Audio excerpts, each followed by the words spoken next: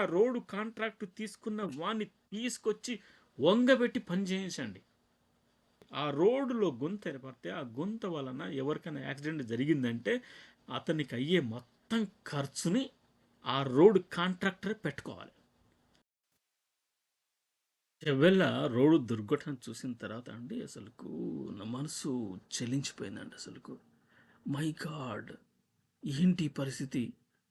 ఆ కంకరలో సగం శరీరము కంకరలో మునిగిపోయి నన్ను రక్షించండి వేడుకుంటున్న ఆ స్త్రీని చూస్తే ఎంత బాధేసిందంటే అసలుకు ఇది భూకంపం వచ్చిందా అన్నట్టుగా అనిపించేసిందండి. నేను ఈనాడు న్యూస్లో చూసిన తర్వాత ఇది భూకంపమా, తర్వాత చూస్తే అది యాక్సిడెంట్. ముగ్గురు ఆడపిల్లలండి, అక్కా చెల్లెళ్ళు ప్రాణాలు కోల్పోయారు.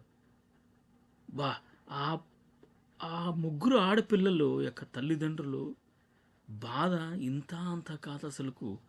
ఎవరు ఓదార్చగలుగుతారండి అంత వేసుకొచ్చినటువంటి పిల్లలు? ఒక తండ్రి, ఒక కూతురు, మనవరాలు అనుకుంటాను. ఇలా ఎంతోమంది ప్రాణాలు కోల్పోతే నువ్వు లక్షలు ఇచ్చేసి చేతులు దులుపుకుంటే సరిపోతుందండి? ఏంటి నాకు ఆ సన్నివేశాలు, ఆ పిక్చర్లు చేస్తే మై గాడ్. ల్యాప్టాప్ చూడండి, ల్యాప్టాప్ ఎంత నుజ్జు నుజ్జు అయింది అంటే మనిషి శరీరం ఇంకెంత నుజ్జు అవుతుందండి. బా బా బా బా ఆ సన్నివేశాలు నేను ఇంకా ఈ వీడియోలో కూడా పెట్టదలుచుకోలేదండి.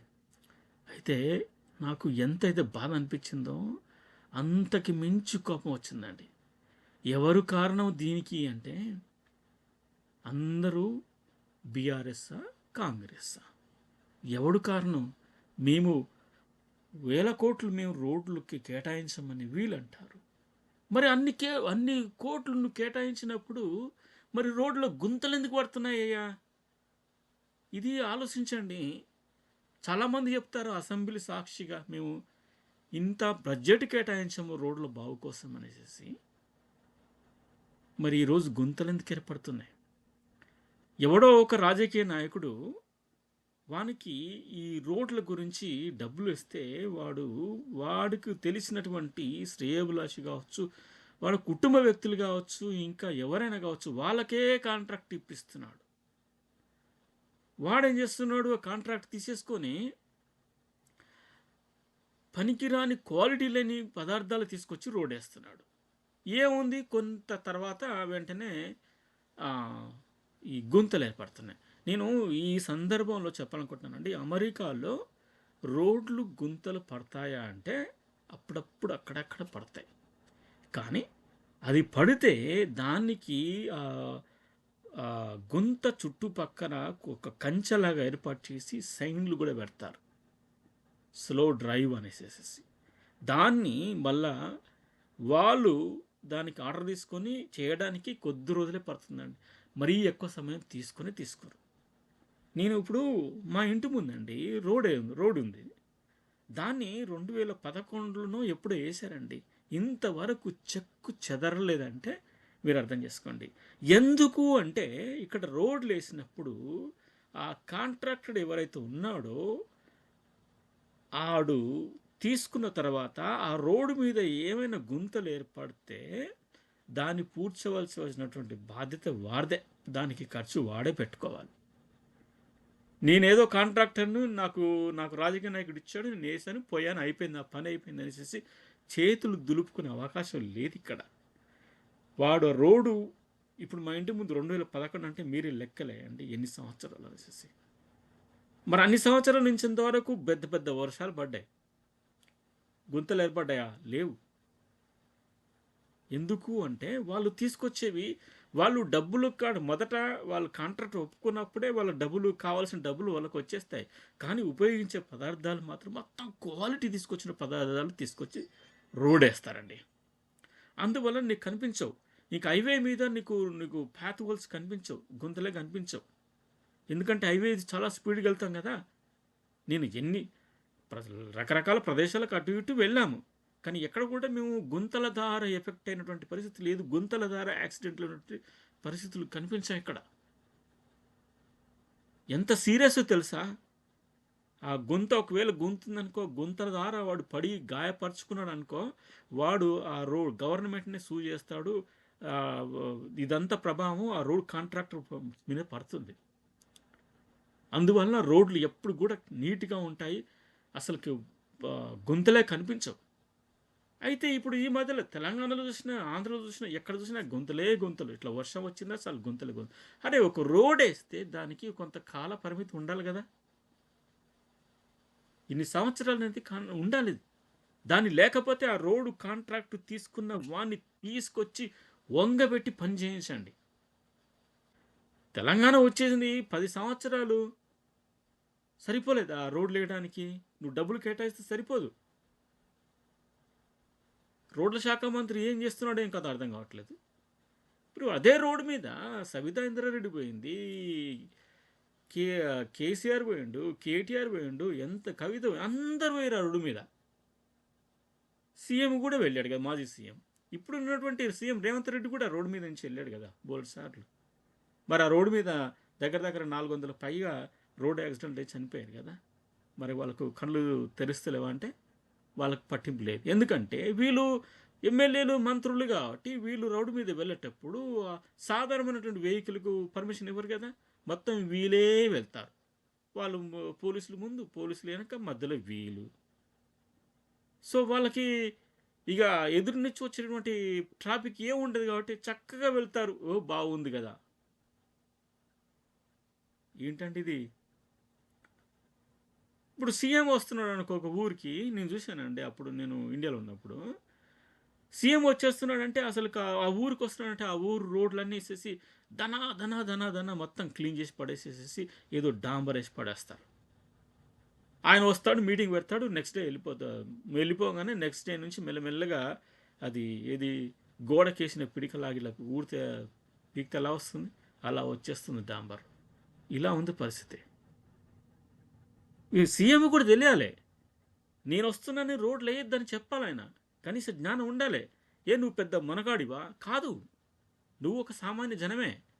నువ్వు వస్తున్నావనేసి నీకు రోడ్లు వేయడానికి అసలుకు నువ్వు రాకపోయినా సరే, వచ్చినా సరే ఆ ఊరికి రోడ్లు ఉంటే రోడ్లు వేయాలి. ఎక్కడ తప్పాయా అంటే ఈ రాజకీయ నాయకుల దగ్గర నుంచి మొదటి తప్పు, నెంబర్ 1 తప్పు రాజకీయ నాయకులది. నెంబర్ 2 తప్పు వాళ్ళు ఇచ్చే కాంట్రాక్టర్స్ది. ఇక నెంబర్ 3 అంటే అతని కింద పనిచేసే వాళ్ళు కూడా కొంత కరెస్పాండ్ చేస్తుంటారు. మా కాంట్రాక్ట్ ఇది చెప్పాడంటే ఆయన ఎక్స్ తీసుకురామంటే అది ఎక్స్ తీసుకురాకుండా ఇంకొకటి తీసుకొచ్చేసి ఆ రోడ్లు ఏదో వేసి పడేస్తుంటాడు. ఎందుకంటే అందరి దగ్గర అవినీతి ఉందండి. ఎన్ని రోడ్లు ప్రమాదాలు జరగట్లేదండి. ప్రజలు కొట్టుకుంటున్నారు, రోడ్లు బాగా చేయండి రా, బాగు చేయండి రా అనేసి. వాళ్ళు రోడ్ల మీద నడిపి మగవాళ్ళకు నడువు నొప్పులు వస్తున్నాయి. ఎవరు నడుపుతారో వాళ్ళకి నడువు నొప్పులు వచ్చేస్తున్నాయి. అసలు ఎన్ని యాక్సిడెంట్లు జరగట్లేదు అసలు. ఇప్పుడు ఈ చెవల రోడ్డు మర్రి చెట్లు ఉన్నాయి, ఆ మర్రి చెట్లను నరకకూడదు, 200 సంవత్సరాల పైగా ఉన్నటువంటి చెట్లు నరకకూడదంటే ఓకే, నువ్వు 1 లేన్ పెట్టేసేసి దాని పక్క మరో ఇటు పక్క ఇంకో 2 లేన్లు వేయి. రైతులు ఉంటే రైతుల దగ్గర నుంచి ఆ ల్యాండ్ సేకరించి లేన్లు వేసేయి. నువ్వు ఎలాంటి యాక్సిడెంట్లు జరగవు కదా. ఏదో సర్దుకపోతారు అనుకుంటే ఇలాంటి పరిస్థితులు అవుతాయి. మన రాజకీయ నాయకులు ఎంతమంది వస్తలేరండి, సూటు బూటు వేసేసుకొని అమెరికాకు వచ్చేస్తున్నారు కదా, చూస్తున్నారు కదా. మరి చూసి మీరు వెళ్ళిపోయేటప్పుడు ఖచ్చితంగా అరే అమెరికాలో రోడ్లు ఇట్లా ఉన్నాయి, మన రోడ్లు కూడా ఇట్లా బాగు చేసుకుందాం అనాలి కదా. న్యూయార్క్ నుంచి చేస్తా అంటాడు, ఆయన డల్లాస్ చేస్తా అంటాడు, అన్నీ ఏతులు కొట్టిరు తప్ప ఏది సరిగ్గా చేయలేదు అసలు. నువ్వు సింపుల్ రోడ్లనే సరిగ్గా బాగా చేయలేకపోతున్నావు. ఎంత రోడ్లు వేసినా సరే ఇట్లా వర్షం వచ్చేస్తే మళ్ళీ పాడైపోతున్నది. ప్రజాధనాన్ని మొత్తం పాడు చేస్తున్నారు, ప్రజల్ని ఈరోజు చంపి పడేస్తున్నారు ఈ రోడ్ యాక్సిడెంట్ ద్వారా. ఇదేంటండి అసలుకు. అందుకని నేను చెప్తున్నాను ఏంటంటే రోడ్డు కాంట్రాక్టర్ మీద ఫుల్ రెస్పాన్సిబిలిటీ పెట్టాలి. వాడు రోడ్ వేసిందంటే 10 సంవత్సరాల వరకు లేదా ఒక టైం పీరియడ్ ఉంటుంది, అంతవరకు ఆ రోడ్డు మీద ఎలాంటి గుంతలు పడ్డా వారిదే బాధ్యత. ఇంకొక విషయం, ఆ రోడ్డులో గుంత ఏర్పడితే ఆ గుంత వలన ఎవరికైనా యాక్సిడెంట్ జరిగిందంటే అతనికి అయ్యే మొత్తం ఖర్చుని ఆ రోడ్ కాంట్రాక్టరే పెట్టుకోవాలి. అట్లాంటి రూల్ తీసుకురండి. అట్లాంటి రూల్ తీసుకొచ్చేస్తే వాడు బుద్ధితో, భయంతో, భక్తితో ఆ రోడ్డుకి ఉపయోగించవలసిన మెటీరియల్స్ అన్నీ చక్కగా ఉపయోగించేస్తాడు. ఎందుకంటే ఏది జరిగిన నా మీదకి వస్తుంది కాబట్టి అనేసి. దీని వలన పై అధికారి ఎవడైతే కాంట్రాక్ట్ ఇప్పిస్తాడో వాళ్ళ దగ్గర నుంచి కూడా వీడు కావాల్సిన డబ్బుల్ని అడుగుతాడు. ఎందుకంటే అన్ని క్వాలిటీ మెటీరియల్ కొనాలి కాబట్టి పై అధికారిని కూడా డబ్బులు ఎక్కువ అడుగుతాడు. నా దగ్గర నుంచి ఇంత వస్తాయి, నీకు ఇంత ఇస్తా, నువ్వు ఇంత తీసుకో, ఇంత ఇది పెట్టి కొనేసి రోడ్ వేసి పడేయమంటే ఇగో ఇలాంటివి జరుగుతాయి. సో ముఖ్యకారణం ఎవరైనా అంటే రాజకీయ నాయకులండి, అందులో డౌట్ లేదు. తర్వాత వీళ్ళు ఎవరికైతే కాంట్రాక్ట్ ఇస్తున్నారో వాళ్ళది కూడా ఇందులో ప్రధాన పాత్ర. ఒకే ఇంటికి చెందిన ముగ్గురు ఆడపిల్లలు ఆ కంకర్లో ఇరిగిపోయి, ఆ ముగ్గురు ఆడపిల్లల ఫోటో అనేది యాక్సిడెంట్ రూపంలో కనిపించలేదు, కానీ ఒక ల్యాప్టాప్ చూశానండి. ఆ ల్యాప్టాప్ అంత నలిగిపోయింది. అది మాంసం కాదు కదా, అంత నలిగిపోయింది. అంటే వాళ్ళ శరీరాలు ఎంత నుజ్జు నుజ్జు అయిపోయినాయో ఇక మనం చెప్పనక్కర్లేదు. అందుకని నేను ఏ ఫోటోలు కూడా చూపించదలుచుకోలేదు. సో నిజంగా నేను చెప్తున్నానంటే ప్రజల్లో చైతన్యం రావాలి. ఒక రోడ్ వేసాడంటే వేసిన డేటు పట్టుకొని వాడు ఎవడు ఏంటి అనేది తెలుసుకొని ఆ రోడ్డు మీద ఒక బోర్డు పెట్టండి. ఈరోజు ఈ రోడ్డు వేయబడింది, దీనికి ఎవడు శాంక్షన్ ఇచ్చాడు, దీని కాంట్రాక్టర్ ఎవడు అని ఆ రోడ్డు మీద పెట్టండి.